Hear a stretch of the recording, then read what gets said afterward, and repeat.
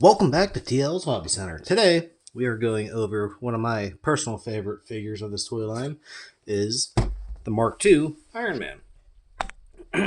And this was obviously like a prototype for Tony Stark, obviously, in the movie.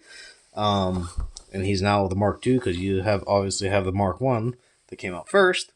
But then he had this for his next design, and he found a few flaws in it, especially flying up near the atmosphere. So then he ends up turning his suit from steel to a titanium alloy with a hint of hot rod red. So we're gonna go over this packaging. So I have two of these. Obviously, you can see the other one back there. We'll go over that one in a minute. This is a brand new one in the box that has never been opened. So what you get in this back in 2008 is you can tell it's Mark II by the number here on the box. Over here it says Ironman Mark II with a nice picture of the Iron Man suit as a Mark II. And this is the one that Rhodey ends up getting in Iron Man 2 from the movie because he takes it to stop Tony Stark from ruining his legacy at a party. But that's also that. So in this packaging, you get firing missiles from both weapons. You also get the suit itself.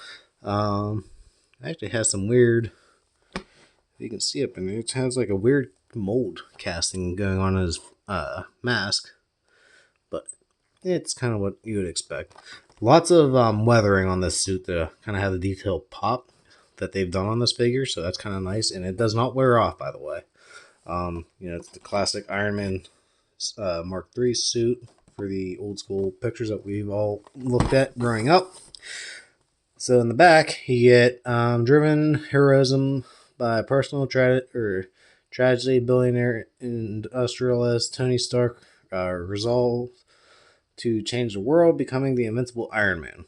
So collect them all as the Mark One, which this is the one that I have two different versions of this figure. I have this one right there. Then I also have this one, but not with the red. I think that was only for their concept figure. Like most of these are all concept figures, and the mask in these ones always looks a lot better for some reason. It has more like this style, like more modern style mask for the suit. So it shows it launches a missile or a missile. The thick interlocking plate of his armor offer a high degree of protection to the wearer from small arms fire, ranging up to light artillery and integrated artificial intelligence. Grant extremely sophisticated tactical options, making the user a match for the superior forces. So, pretty much describes ready right there. But let's go ahead and get the figure that's already out of the box in front of you so you can see. And as you can see, we're kind of getting a larger hull of armor, and this is still not everything I have. I have a lot more Iron Men to add to this collection. Let me know if you guys want to see any of that. I can make my own wall of armor with all these 6-inch figures. So,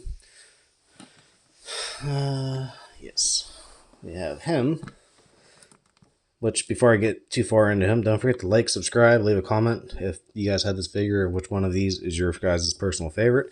I'm a slight fan of that one. Just saying. So for this figure, which you can tell mine has been loved and used because I've played with this one quite a lot. Surprisingly, I never lost my shoulder pads. I still have the other shoulder pads for my original Mark III, which I don't know what that figure is at the moment. So this figure comes with two weapons. I don't know why they gave him two of these repulsors or these blasting cannons, but I never really used them. I wasn't really a fan of them. I mean, they still work and all that, but they were just never really my personal thing. So I always just like keep them off into a toy bag that I'm sure most of us had.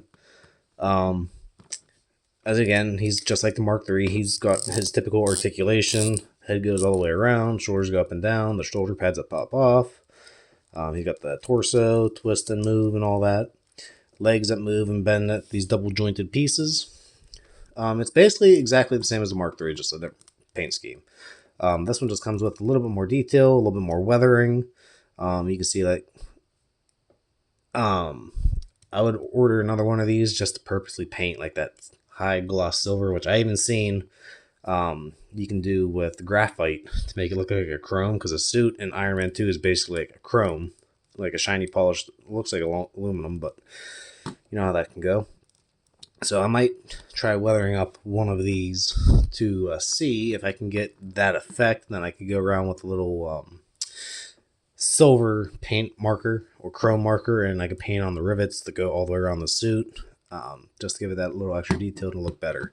Because actually, Marvel Legends have recently released a Mark II recently. Let me go see if I can find it. Okay, so I found it real quick. And that's pretty much its protege that it grows up to be. You can see it's a massive difference of how these two were engineered together. Which the nice thing about this one is that his mask is actually, he can do a version of his mask coming off and going up for Tony Stark.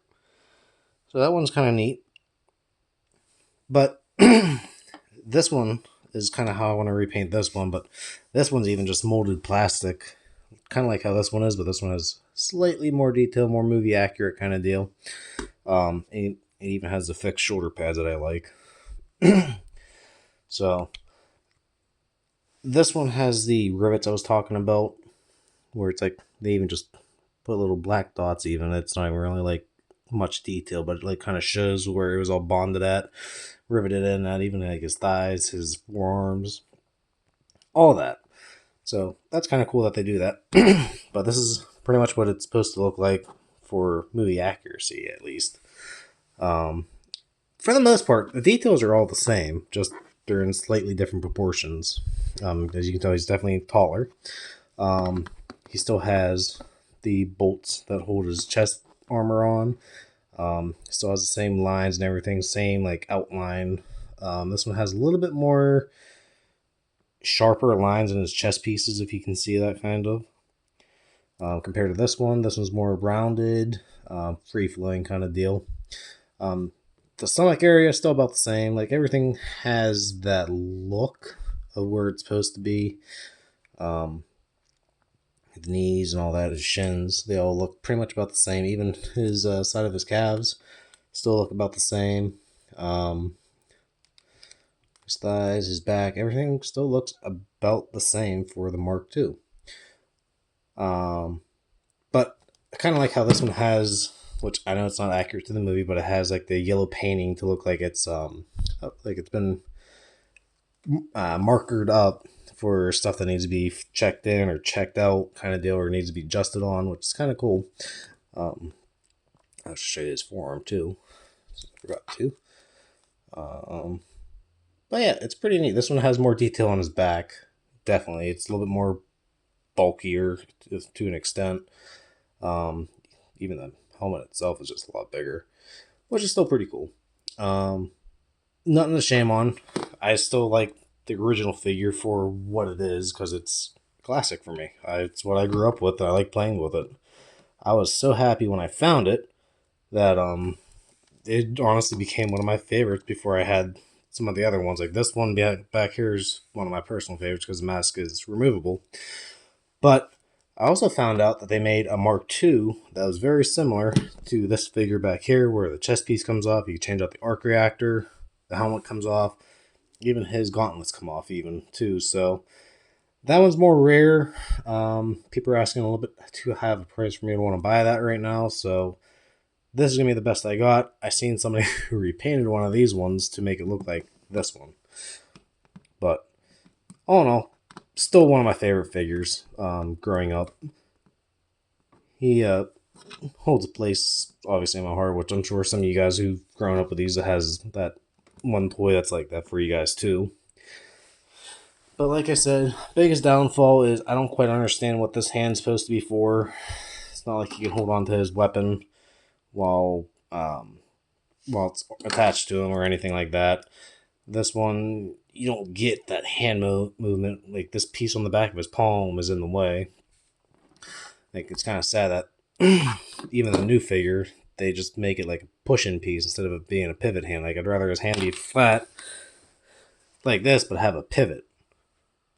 It would make it a lot better if they could have done that, but again, I'm not a toy designer. I'm just a figure collector and a time player with them. So, I mean, I haven't really messed around with these figures in a while. They've been in a backpack in the basement for a while. Not collecting dust because they're concealed, but still. I just wanted to pull them out to involve you guys with them and see what you guys think about them. Because I'm just trying to get these back out there again. Because, I mean, collecting has become big for everyone today. And, I mean, you guys all know how collectors are. They like to amp up the price sometimes. But me, I like to look at them and enjoy them for what they are, not try to make a buck on them. Just trying to, just see how they look back then and have one to play with and one still in the package. Because, I mean, all collectors know you always get 2 of everything. It's a bad habit, I know. But still, I liked how the figure ended up looking. I mean, you can see the difference in it. But still one of my favorites. I wanted to show you guys that because I remembered I recently have gotten this one. This is the one that already came out of the package that I found at the local comic store. So I had to pick it up. It was like $10. Nothing crazy. And it comes with all the accessories, which is cool. I mean, this one doesn't have none of the holes that come out of the repulsor hand, but at least this one's fixed where it goes in the center of his or his boot. Unlike, I believe, the Mark 7. Yeah, the Mark 7 has it in the heel, so it makes no sense of why the things come out for that one. But again, I'm not a designer. I just play with the figures. So I think that's going to do it for our Mark II review. I mean, I showed you all the articulation. I compared them to all the other suits. And every single model of these suits are pretty much the same, just molded in a different color. That's all. But I at least still have all the bits and pieces for them, so that's all that matters. Pretty neat to have one in a package and one out of it, which is awesome.